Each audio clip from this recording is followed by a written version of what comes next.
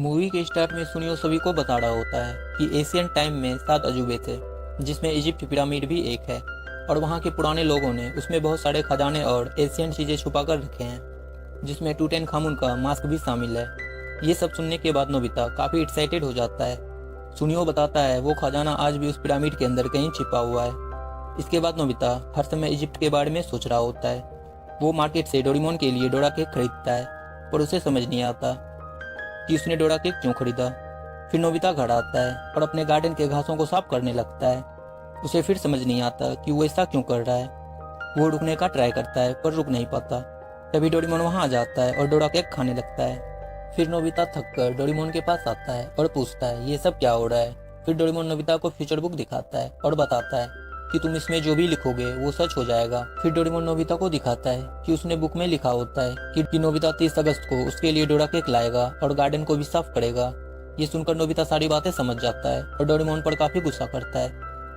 फिर Nobita Doraemon को Egypt के खजाने के बारे में बताता है और उसे खोजने की बात करता है, लेकिन डोरेमोन उसे पहले अपना होमवर्क पूरा करने को कहता है, जिस पर नोबिता फ्यूचर बुक की मदद से होमवर्क कंप्लीट कर लेता है। फिर दोनों एनीवे डोर की मदद से इजिप्ट पहुंच जाते हैं और नोबिता वहां तीनों पिरामिड देखकर काफी खुश होता है। पर वहां पिरामिड के सामने टूरिस्टों की काफी भीड़ थी, इसलिए वो दोनों पिरामिड के पीछे वाले एरिया में जाते हैं जहाँ कोई नहीं था।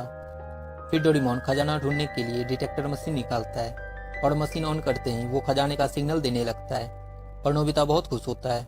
जिसके बाद डोरेमोन सोयल एक्सट्रैक्शन मशीन निकालता है और उन्हें वहां जमीन के अंदर एक किला नजर आता है, जिसे देखकर डोरेमोन काफी हैरान होता है और कहता है कि ये तो एक महान खोज है।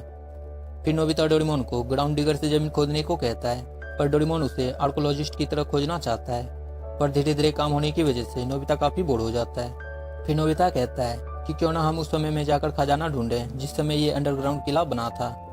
जिसके बाद दोनों टाइम बेल्ट की मदद से 1000 BC पास्ट में चले जाते हैं, जहां उन्हें वो किला मिल जाता है। जिसके बाद दोनों पासिंग थ्रू रिंग की मदद से किले के अंदर चले जाते हैं, जहां किले की दीवारों पर बहुत सारे इजिप्शियन पेंटिंग बने होते हैं, जिसे देखकर वो काफी हैरान होते हैं। इसके बाद डोरेमोन लिविंग लाइक गैजेट की मदद से वहां की एक पेंटिंग को जिंदा कर देता है और उससे खजाने का रास्ता पूछता है, जिस पर वो पेंटिंग उन्हें एक दीवार की ओर इशारा करती है।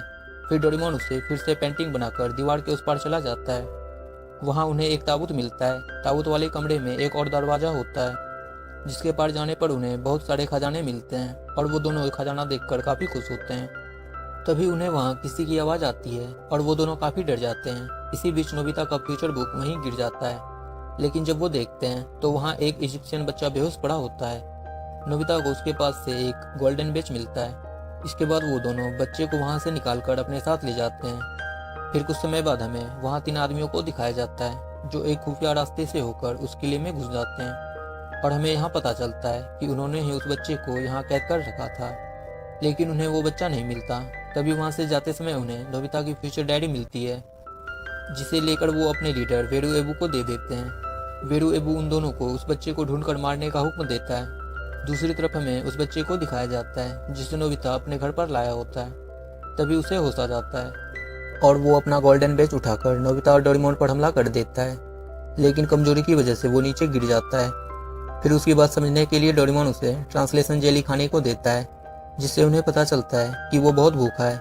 इसलिए नोबिता उसे अपने घर में बने करी राइस खाने को देता है। खाने के बाद वो बच्चा उन्हें थैंक्स बोलता है और बताता है कि वो इजिप्ट का प्रिंस नेमुसेंसु है और उसके पिता के जाने के बाद वो वहाँ का किंग बनने वाला था, लेकिन वेरू एबू उसे मारकर खुद किंग बनना चाहता है। तभी वहाँ नोबिता की मॉम आ जाती है और नेमुसेंसु को देखकर काफी हैरान होती है, लेकिन नेमुसेंसु मॉम को इजिप्शियन गॉडेस समझने लगता है और नोबिता की मॉम हंसते हुए वहां से चली जाती है।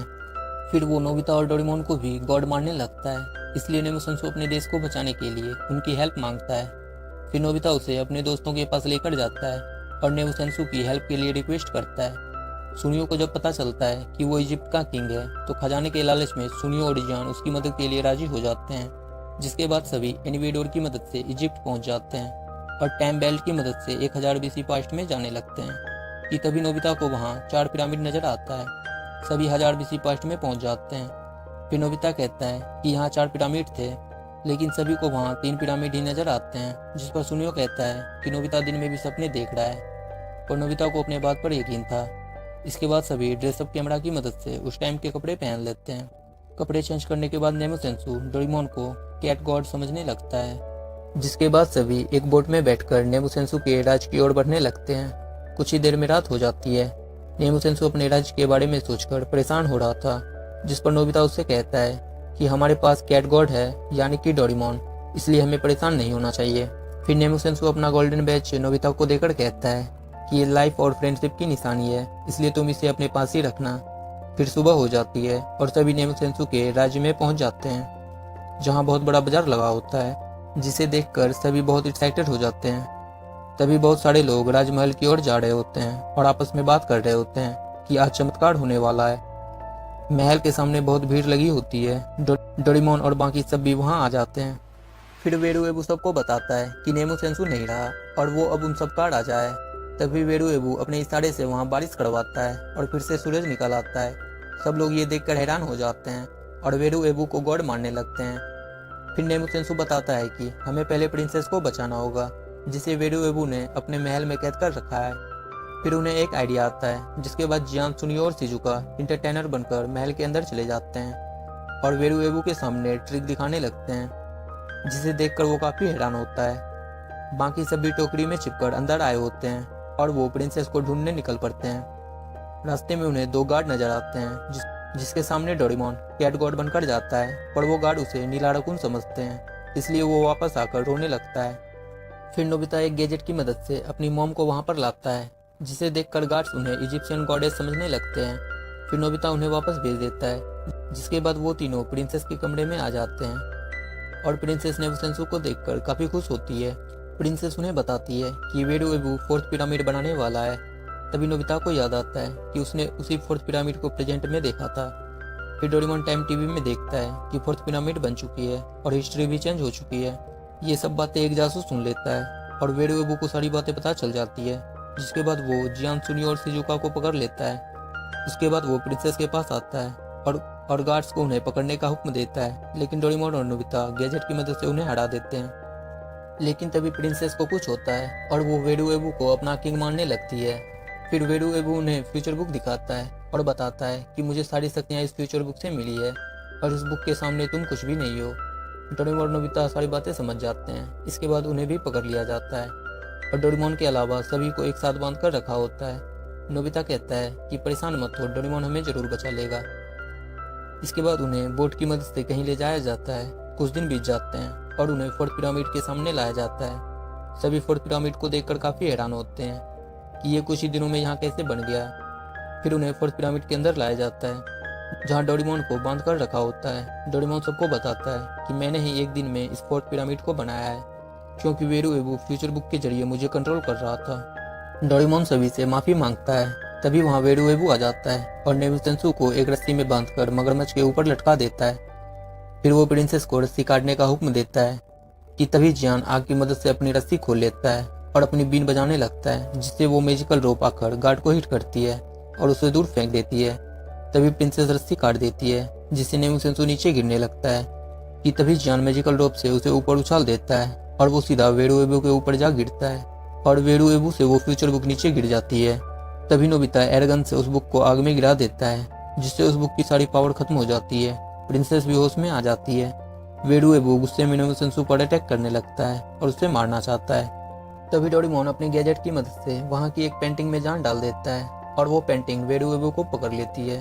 तब हमें पता चलता है कि वो पेंटिंग नेमुसेंसु के डैड की है। डोरेमोन वापस से उस पेंटिंग को नॉर्मल कर देता है और साथ ही वेरुएबू भी उस पेंटिंग में कैद हो जाता है। सभी सेफली बाहर आ जाते हैं। फिर Doraemon break the mountain sprinkle से उस 4th पिरामिड को तोड़ देता है और सभी चीजें नॉर्मल हो जाती है। नेमुसेंसु को वहां का किंग बना दिया जाता है, जिसके बाद सभी एक दूसरे को गुड बाय बोलते हैं और टाइम बेल्ट की मदद से डोरेमोन और बाकी सब वापस अपने टाइम में आ जाते हैं। सभी अपने अपने घर चले जाते हैं। नोबिता अपने समर होमवर्क को लेकर परेशान हो रहा होता है, क्योंकि फ्यूचर बुक जल चुकी थी। और इसी के साथ इस मूवी की हैप्पी एंडिंग हो जाती है। मूवी का कौन सा पार्ट आपको अच्छा लगा कमेंट कर जरूर बताएं और हमारे चैनल को सब्सक्राइब जरूर कर लें और मिलते हैं आपसे एक नए वीडियो में।